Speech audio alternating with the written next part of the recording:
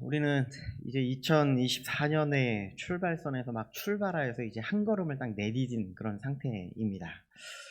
어, 저도 2024년을 호기롭게 이렇게 잘 나가야 되겠다라는 마음으로 결단하고 또 기도도 하면서 이렇게 출발하려고 했는데, 지난 한 주간 독감으로 인해서 그냥 집에 머물러 있는 그런 시간이었습니다. 이렇게 내가 모든 것을 계획하고 이렇게 계획한 대로 모든 길에 잘 이렇게 걸어갔으면 정말 좋겠는데, 이게 모든 길이 다 그렇지는 않는 것에 너무나 안타까운 마음이 제 마음속에 그냥 들기도 하였습니다. 그래서 성경의 말씀에 있는 잠언에 있는 말씀처럼 사람이 마음으로 자기의 길을 계획한다 할지라도 그 걸음을 인도하시는 분이 바로 하나님입니다 라는 그 말씀이 우리에게는 너무나 이렇게 잘 다가오는 그런 말씀이 아닌가 생각합니다. 하나님이 인도해 주셔야지만이 우리의 모든 길을 정말 잘 걸어갈 수 있을 뿐만 아니라 하나님의 그 뜻하시는 대로 그 걸음을 우리는 걸어갈 수 있다라는 말씀입니다. 최근에 어느 목사님이 주최하는 그런 모임 가운데 그 목사님이 참 독특한 그런 표현을 하셨습니다. 우리가 2000년대를 이렇게 막 살아나가면서 2000년도의 그런 시대, 2000년도 이전인가요? 전후를 이렇게 해서 우리의 시대는 지금 어떤 시대를 살아가고 있냐면 핵가족의 시대를 살아가고 있다라고 이렇게 이야기했습니다. 그런데 지금 시대는 핵가족을 넘어서서 핵개인화의 시대를 살아가고 있다라고 이렇게 표현을 하였습니다. 그러면서 동물을 표현했는데요. 어떤 동물을 표현했냐면, 이전 성도들은요, 하나님의 말씀을 양육하고 그것을 훈련시켜서 정말 잘 하나님의 말씀 가운데에 세워지도록 그렇게 잘 훈련되어졌다는 겁니다. 그래서 이전 교회 이전에 있던 성도님들은 어떤 동물에 비유했냐면 강아지와 같은 동물이다라고 이렇게 표현되는 것입니다. 강아지는요, 훈련만 잘 시키면 정말 잘 양육되어져서 주인이 원하는 대로 그 길을 걸어간다는 겁니다. 그런데 지금 시대는요, 양육하고 훈련되어져서 말을 듣는 그런 시대가 아니라는 말입니다. 자기가 원하는 대로 자기의 이익을 따라서 신앙생활을 하는 고양이와 같은 그런 신앙생활을 하는 핵개인화의 시대를 살아가고 있는 시대다라고 이렇게 표현하더라고요. 고양이와 강아지를 예를 들어서 설명하는데, 저도 이제 다음 세대들을 이렇게 양육하고 이렇게 같이 이렇게 나누기도 하고 이런 시대를 보면서 정말 그렇구나라는 생각을 많이 해봤습니다. 양육을 하려고 할 때 그것을 귀 기울여 들으려고 하기보다는 자신의 그런 이익에 따라서 그것을 듣기도 하고 듣지 않기도 하는 그런 시대를 살아가고 있다는 겁니다. 그러면서 한번 우리는 우리 자신도 한번 점검해 봐야 되지 않을까라는 그런 생각을 한번 해봤습니다. 나는 강아지같이 이 가족이라는 이런 공동체와 함께하길 원하는 그런 스타일일까? 아니면 고양이같이 나 자신의 것을 추구하고 내가 원하는 것만 위해서 신앙생활을 하는 그런 스타일인가? 이것을 우리는 한번 점검해 보아야 한다는 말입니다. 이 말을 조금 달리 해보겠습니다. 강아지는요, 주인이 원하는 것, 그것이 무엇인지 알아서 그것을 따라서 잘 훈련되어져서 그 뜻을 따라서 행한다는 겁니다. 다른 말로 하면 하나님의 뜻이 무엇인지 분별하고 그 뜻을 따라가서 살아가고자 훈련되어지는 그런 스타일. 아니면 고양이와 같이 주인과는 전혀 상관이 없습니다.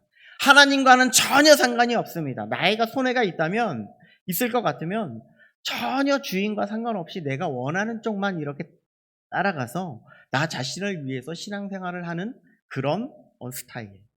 우리는 어떤 스타일입니까? 여러분들 한번 생각해 보시면서, 그런데 오늘 본문에도요, 이 두 가지 스타일이 그대로 나타나고 있는 모습을 우리는 볼 수 있다는 것이죠. 복을 따라 살아가고 있는 그런 스타일인가? 아니면 저주를 따라 살아가고 있는 그런 스타일인가? 그것을 우리는 바라볼 수 있다는 겁니다. 우리는 먼저 23절에 말씀을 우리 함께 읽어 보도록 하겠습니다. 23절 말씀입니다. 함께 읽겠습니다. 시작. 여호와의 사자의 말씀에 메로스를 저주하라. 너희가 거듭거듭 그 주민들을 저주할 것은 그들이 와서 여호와를 돕지 아니하며 여호와를 도와 용사를 치지 아니함이니라 하시도다. 오늘 상황은 조금 독특한 표현이 나오는데요. 특히 메로스라는 이런 표현이 나옵니다. 사사기 4장에서도요. 다른 어떤 곳에서도 이 메로스라는 표현을 쓴 곳이 아무 데도 없습니다. 이 메로스에 대한 정보를 얻을 수 있는 것은 오직 오늘 본문에 나와 있는 이 본문에서만 발견할 수 있는 표현인데요.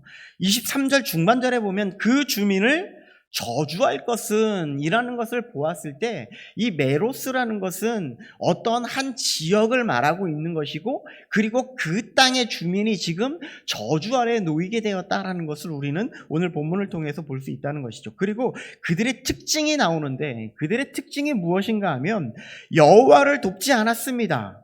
여호와를 돕지 않아서 용사를 치지 않았습니다라는 것을, 그런 표현을 하고 있는 것을 볼 수가 있다는 것이죠. 또한 더 중요한 말씀이 하나 더 있습니다. 이 말씀을 누가 하고 있었느냐라는 겁니다. 그 23절 초반절에 보면 여호와의 사자의 말씀에라는 이런 표현이 있다라는 겁니다. 다르게 말씀드리면 하나님의 말씀에 순종하지 않고 하나님의 뜻에 참여하지 않는 이런 자가 지금 저주 아래에 놓이게 되었다라는 것을 말씀하고 있다라는 겁니다. 그러면 하나님은 이전에 어떤 저에게 저주의 심판을 내렸을까요? 그것을 한번 생각해 보면 이들이 왜 저주를 받을 수밖에 없었는지를 우리는 알 수 있을 겁니다. 가장 먼저 성경에 나오는 저주를 한번 생각해 보면 뱀의 저주입니다. 창세기 3장 14절 말씀에 보면 모든 짐승보다 더욱 저주를 받아 배로 다니고 살아있는 동안 흙을 먹을지니라. 하나님의 창조하신 피조물을 하나님의 죄악 가운데 설 수 있도록 유혹하고 한 그런 자, 그가 바로 뱀이었습니다. 그 뱀이 지금 하나님의 저주를 받아서 배로 걷게 되는 그런 일이 발생되었다라고 이렇게 말하고 있습니다. 또 한 가지, 두 번째 저주를 받는 것이 무엇이었냐면 바로 땅입니다. 땅의 저주인데 창세기 3장 17절 말씀에 보면 너로 말미암아 저주를 받고 너는 내 평생에 수고하여야 그 소산을 먹을 수 있다라고 이렇게 말하고 있다는 것이죠. 이런 땅의 저주는요, 아담의 죄가 이 땅에 들어옴으로 말미암아, 이 아담의 죄로 말미암아 벌어지는 이 만물의 피조물의 죄가 번성하게 되었다라는 것을 말씀하고 있다라는 겁니다. 아담은요, 원래는 하나님께서는 복의 근원으로 창조하신 그런 피조물이었다라는 거예요. 먼저 저주의 대상이 아니라 그는 복의 근원이 되어야 함에도 불구하고 그로 말미암아 벌어지는 여러 가지 만물이 다 저주의 대상이 되는 그런 일들이 발생되었다라는 것을 말씀해주고 있다는 것이죠.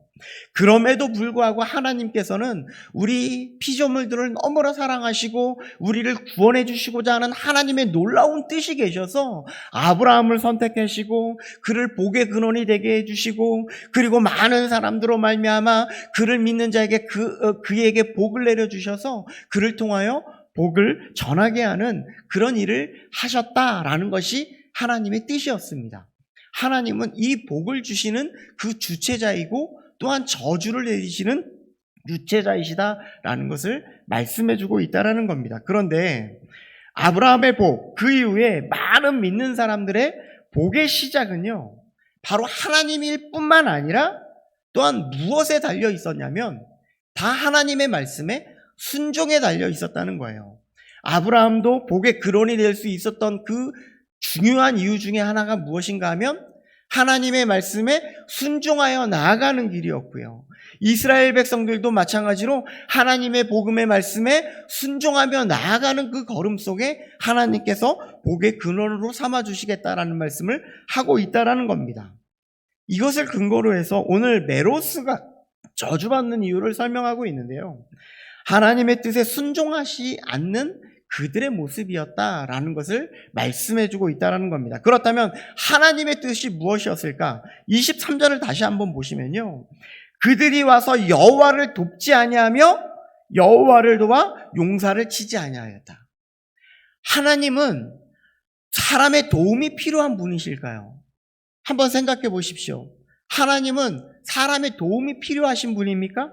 아니요, 그렇지 않아요. 하나님은요, 여호와의 하나님의 사람의 도움이 필요한 분이 아니라는 말씀을 하고 있어요. 그런데 하나님께서는 오늘 본문에 여호와를 돕지 않았기 때문에 그가 저주를 받는다고 말하고 있다는 것이죠. 그런데 이와 비슷한 표현을 하고 있는 표현이 사도행전 9장 5절 말씀에 나오고 있습니다. 나는 내가 박해하는 예수라. 나는 내가 박해하는 예수라. 여호와를 돕지 않음을 박해한다라는 표현을 통하여서 이렇게 표현하고 있다는 겁니다. 여기에는 예수 그리스도를 우리의 구원자로 고백하는 모든 자들에게 하나님의 구원받은 이 교회 공동체를 힘들게 하는 일, 그들과 함께하지 않고 그들을 박해함으로 그들을 힘들게 하는 일, 이것이 바로 그들과 함께하지 않았다라는 표현, 박해하였다라는 표현으로 하고 있다라는 겁니다. 그러니 하나님의 뜻은 분명합니다. 하나님의 교회를 세워나가는데 함께하지 않는 자들은 저주를 받을 대상이 된다라는 말씀을 하고 있는 거예요. 하나님의 교회를 세워나가는 데에 하나님의 복음에 동참하지 않는 것은 하나님의 저주 아래에 있는 겁니다. 우리가 주님을 고백한다고 해서 나 혼자 신앙생활을 하는 것이 아니라는 말씀을 하고 있는 거예요.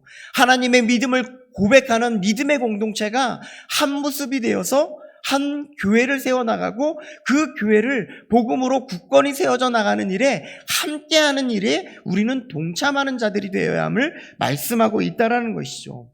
그러니까 여호와의 전쟁에 함께 출전하는 것은요, 하나님 편에 서는 거라는 거 말씀을 하고 있는 겁니다. 하나님과 합력하여 선을 이루어가는 길을 우리가 걸어가는 길이다라고 말씀하고 있다는 거예요. 교회를 세워나가는 길에도 마찬가지라는 겁니다. 하나님의 교회를 든든히 세워나가기 위해서는요, 하나님의 말씀을 세워나가는 그 말씀의 기준을 세워서 힘써 함께 나아갈 수 있는 길을 걸어가야 된다라고 말씀하고 있다는 겁니다. 그 말씀을 우리는 든든히 세워져 나가는 길에 함께 동참하지 않으면 우리는 저주의 길을 걸어갈 수밖에 없다는 거예요. 예수 그리스도를 믿는 이 복음 안에 이 복음이 아닌 다른 복음을 심으면 우리는 저주 아래에 있을 수밖에 없다는 얘기를 하고 있다는 것입니다. 갈라디아서 1장 6절 8절에 있는 말씀처럼 다른 복음을 우리가 심는다면 그것은 저주 아래에 있는 그런 일과 동일한 일이다라고 말씀하고 있다는 겁니다. 그래서 우리는 생각해야 합니다. 나는 아주 작고 미약한데 나는 무엇을 할 수 있습니까? 라고 그렇게 생각할 때에 내가 할 수 있는 아주 작은 것, 그것을 순종하며 나아갈 때 주님의 교회를 든든히 세워져 나갈 수 있다, 이 말씀을 하고 있다는 겁니다. 내가 할 수 있어서 하는 일이 아니에요. 하나님께서 나에게 맡겨진 아주 작은 일이라 할지라도 내가 순종하면서 나아가는 그 걸음을 통하여서 주님의 교회를 세우겠다 말씀하고 있는 것이죠. 그렇다면 저주를 걸어가고 있는 또 하나의 부류가 나옵니다. 우리 함께 28절 말씀을 함께 읽도록 하겠습니다. 28절 말씀입니다. 우리 다 같이 읽겠습니다. 시작.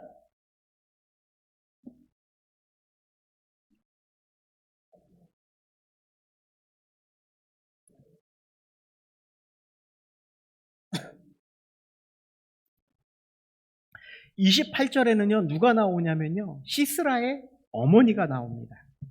그의 부르짖음은 이렇습니다. 그의 병거가 어찌하여 더디 오는가? 그의 병거의 걸음들이 어찌 늦어지는가? 라고 이렇게 표현하고 있습니다. 자식이 돌아오지 않아서 걱정되는 것은 어머니의 마음일 겁니다. 근심되고 언제 돌아올까? 우리 아들이 언제쯤 돌아오게 될까? 라는 마음이 그 마음 속에 있다는 말입니다. 그리고 이전에는요, 전쟁을 한번 나가면요, 적을 너무나 쉽게 이겨서 다시금 돌아와 어머니를 만족시키고 그런 모습이 그에게 있었습니다. 그런데 지금은 아들을 기다려도 돌아오지 않는 아들의 모습을 보면서 얼마나 안타까운 마음이 있었겠냐는 말입니다. 그런데 더 중요한 사실이 어머니의 의도가 지금 다른 데에 있다는 것에 우리는 다른 의도가 있음을 우리는 발견할 수 있어야 된다는 것입니다. 우리 30절 말씀도 우리 함께 같이 읽어보도록 하겠습니다. 30절입니다. 자, 시작.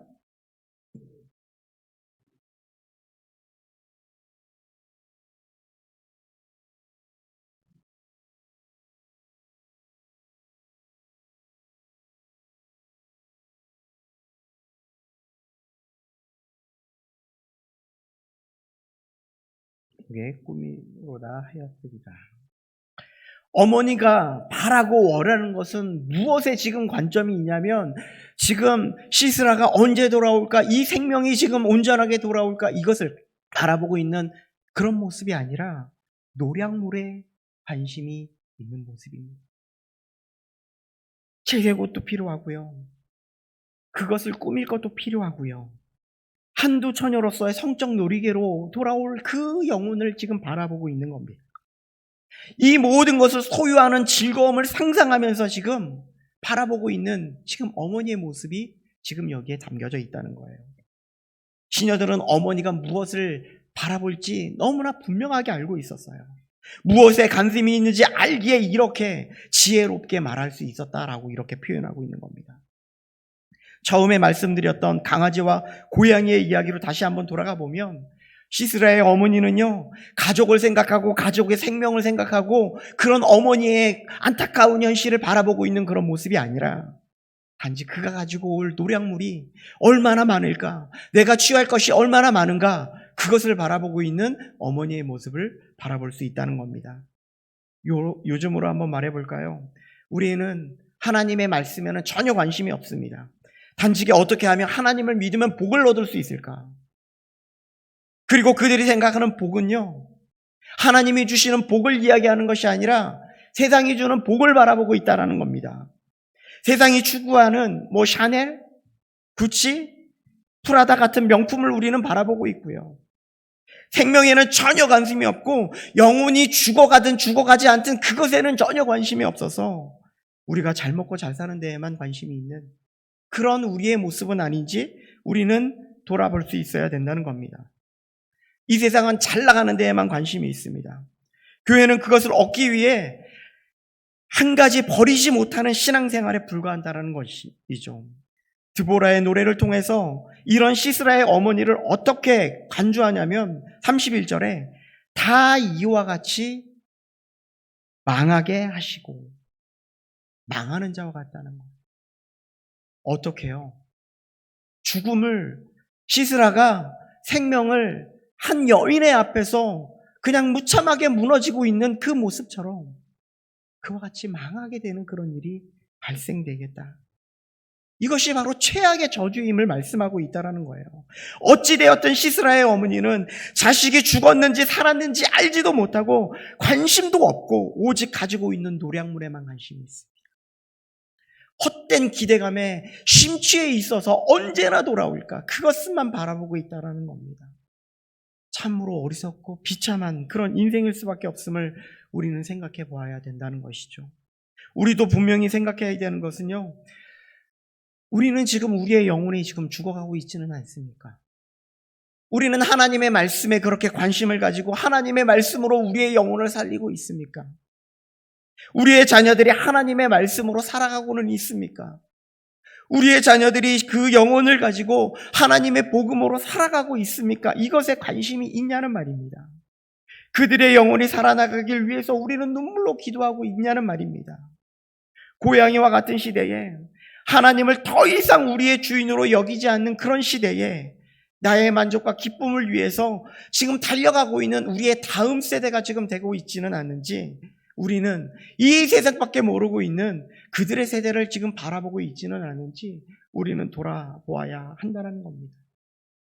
이것이 바로 우리는 본질과 비본질의 싸움을 계속해 나가야 된다는 겁니다. 고양이는 비본질이 더 집중하고 있는 그런 상태이고요. 그러나 우리의 주인의 모습이 더 중요한 강아지와 모습 같은 그런 본질을 집중하는 그런 모습이 되어야 한다는 겁니다. 우리는 본질에 집중하는가, 비본질에 집중하는가에 따라서 우리의 모든 삶은 다 바뀌게 될 겁니다. 그렇다면 하나님이 정말 원하시고 뜻하시고 진정한 본질을 따라가는 그런 삶은 과연 무엇일까요? 우리 함께 24절 말씀도 함께 읽어보도록 하겠습니다. 24절입니다. 네, 함께 읽겠습니다. 시작. 겐사람 헤벨의 아내 야엘은 다린 여인들보다 복을 받을 것이니 장막에 있는 여인들보다 더욱 복을 받을 것이로다. 아멘. 헤벨의 아내 야엘에 대해서 언급하고 있는데요. 야엘은 무엇을 했기에 다른 여인들보다 복을 받고 더욱 복을 받게 되는 축복을 얻었을까요? 단지 내용의 흐름상요, 4장과 5장의 내용을 딱 종합해 보면 헤벨의 지방과 이 시스라의 지방은 너무나 잘 알고 있는 그런 집안이었어요. 그리고 시스라는요, 드보라와 이 바락의 군사들에 의해 쫓기는 신세가 되었고, 그 관계가 있는 헤벨의 장막에 지금 숨어 들어오고 있는 장면이었습니다. 그리고 오늘 본문에서는요, 지금 시스라를 받아들여 야엘은 얼마나 무섭고 두려움에 떨고 있었겠습니까? 오늘 본문에서 4장의 내용보다 좀 더 구체적으로 그 잡는 장면을 지금 묘사하고 있는데, 그녀는 시스라를 최고로 대접을 하면서도 어떤 마음으로 손에 말뚝을 잡고 시스라의 머리를 깨뜨렸을까 하는 생각을 우리는 붙잡아야 된다는 것이죠. 우리는 그에 대한 답을 사사기 4장 9절 말씀에 있는 말씀으로 우리는 볼 수 있습니다. 무엇이라고 말하고 있냐면요, 이는 여호와께서 시스라를 여인의 손에 파실 것입니다. 여인의 손에 파실 것입니다. 바로 무엇인가 하면요, 약속입니다. 야엘이 할 수 있는 것은 아무것도 없었어요.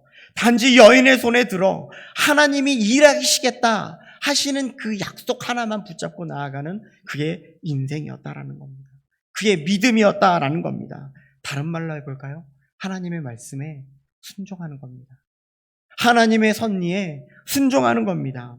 야엘은요, 하나님이 이끄시는 하나님의 섭리에 순응하면서 나아가는 그거 하나만 가지고 나아가는 믿음을 가지고 있었다는 거예요. 그럴 때 하나님은 우리가 알지 못하는 놀라운 일들을 행하시고요, 하나님을 우리로 하여금 그 놀라운 일들을 경험하게 하시는 일을 우리에게 보이게 하시겠다 말씀하고 있는 거예요. 이스라엘 백성들이 출애굽을 하면서 놀라운 일들을 경험합니다. 구원의 은혜를 경험합니다. 출애굽의 사건을 하면서 정말 10가지의 재앙의 놀라운 사건을 경험하게 되고요, 홍해를 가르는 사건을 경험하게 되고요, 광야에서는요 만나에서 메추라기를, 그리고 반석에서는 물을 얻는 그런 놀라운 은혜를 경험하게 돼요. 하나님의 말씀을 붙잡고 나아가는 그들의 걸음 속에 그들이 경험하는 놀라우신 하나님의 이끄심을 경험하는 겁니다. 이것을 통해서 앞선 하나님께서 하시는 일들은 무엇일까요? 야엘의 이런 작은 순종을 통하여서 정말 힘있고 강한 메르스와 같은 이들을 하나님께서는 부끄럽게 하시고자 하시는 그런 일들을 하시겠다는 겁니다.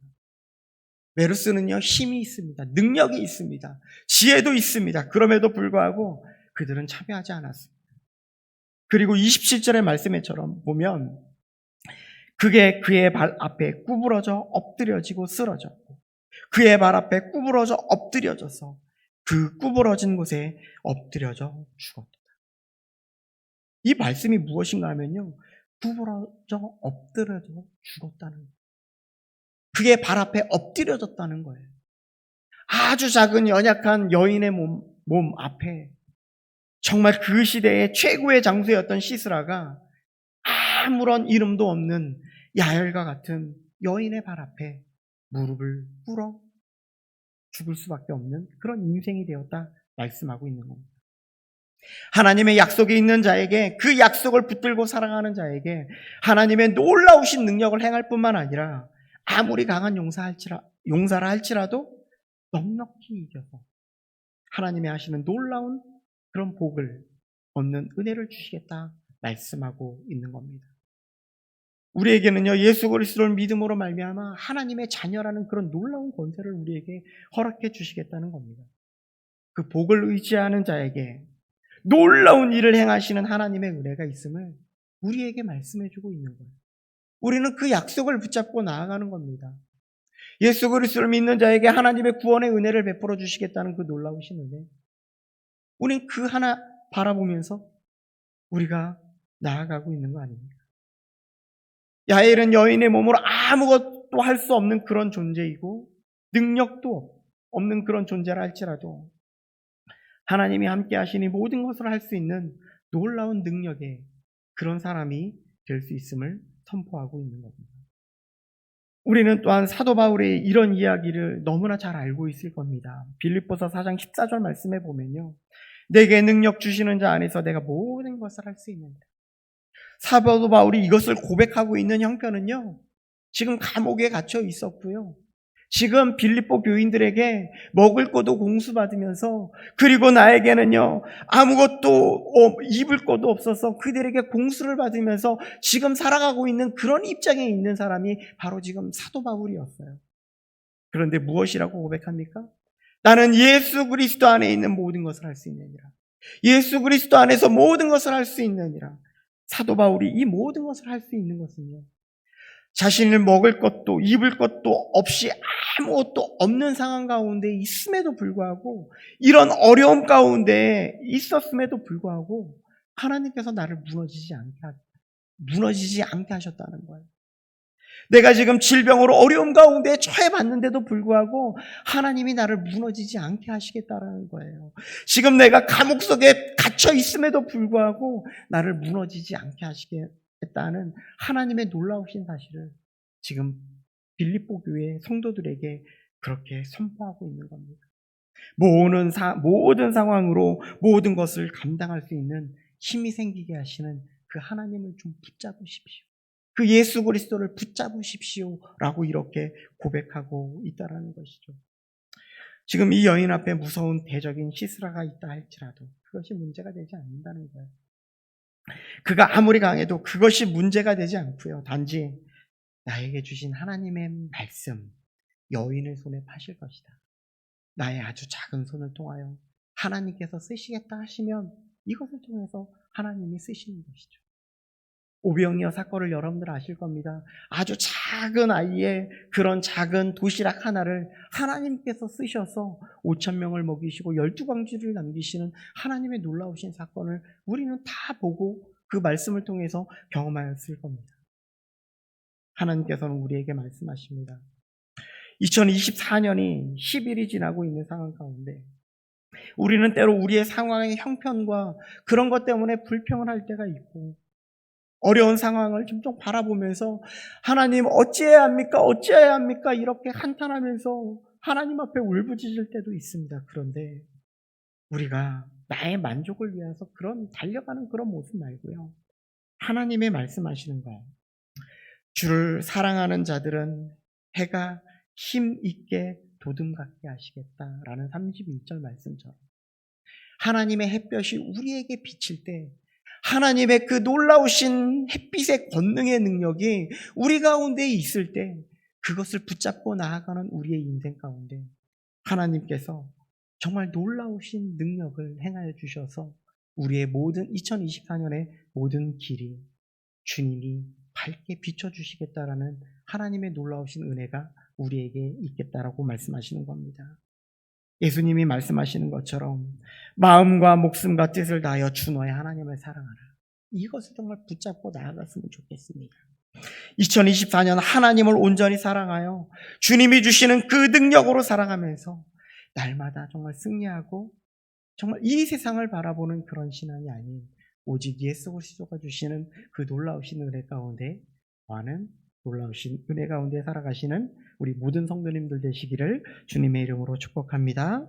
기도하겠습니다. 사랑해 주님 감사합니다. 우리에게 주님께서는 놀라우신 일들을 행하십니다. 하나님의 약속의 말씀을 우리들이 붙잡고 우리들은 아무것도 할 수 없는 그런 존재이오나 주님께서 하시겠다 하시면 그 우리의 작은 손을 들어 주님께서 역사하시는 그 은혜를 우리는 바라보길 원합니다.